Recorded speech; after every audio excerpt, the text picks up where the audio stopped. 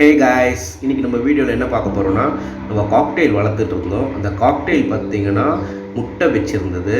So first open பண்ணி பார்க்கும்போது 2 முட்டை வச்சுருந்தது. ஸோ எங்களுக்கே நாங்கள் நோட் பண்ணவே இல்லை இது மாதிரி அது முட்டை வைக்கும்ன்றது.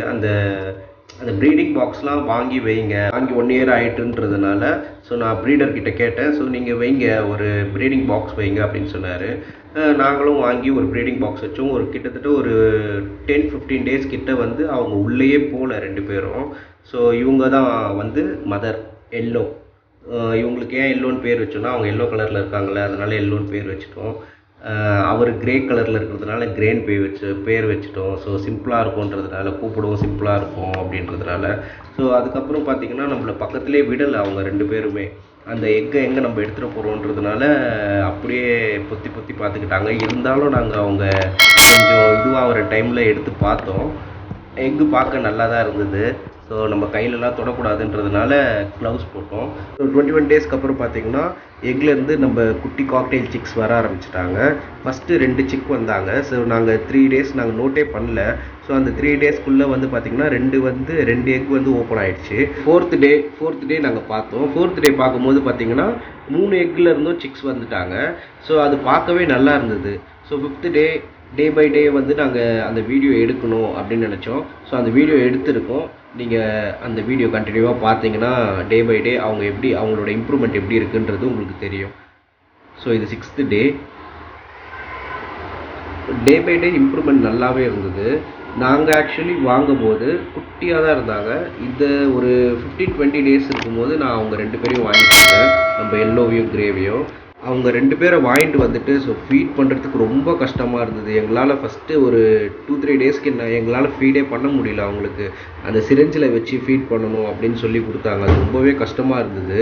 அதெல்லாம் நாங்கள் வ்ளாகாக எடுக்கணும்னு பார்த்தோம். பட் ஆனால் முடியல. கொஞ்சம் பயமாக வேறு இருந்தது. அந்த டியூப்பை உள்ளே விட்டுட்டு அந்த மவுத்துக்குள்ளே விட்டுட்டு நம்ம சிரிஞ்சில் ஸ்லோவாக இன்சர்ட் பண்ணிகிட்ருக்கணும் கொஞ்சமாக. இவங்களுக்கு அந்த பிரச்சனை நம்மளுக்கு இல்லை. ஸோ இந்த 3 சிக்குக்கு என்ன பேர் வைக்கலான்றது நீங்கள் கமெண்ட் பாக்ஸில் கமெண்ட் பண்ணுங்கள். கரெக்டாக 12th டே அப்போ ஃபஸ்ட்டு சிக் ஐஸ் ஓப்பன் பண்ணிடுச்சு. அதுக்கப்புறம் பார்த்திங்கன்னா எங்களால் டெய்லி வீடியோ எடுக்கணும்னு நினச்சோம், பட் முடியல. ஸோ 2 வீக்ஸ் லேட்டர், இதுதான் 2 வீக்ஸ் லேட்டர் அவங்க நல்லாவே அவங்களோட க்ரோத் ரொம்பவே நல்லா இருந்தது. அவங்க ஃபீட்லேருந்து எல்லாமே அவங்க மதர் அண்ட் டேட் ரொம்ப நல்லாவே பார்த்துக்கிட்டாங்க. ஸோ இது செகண்ட் சிக்கு.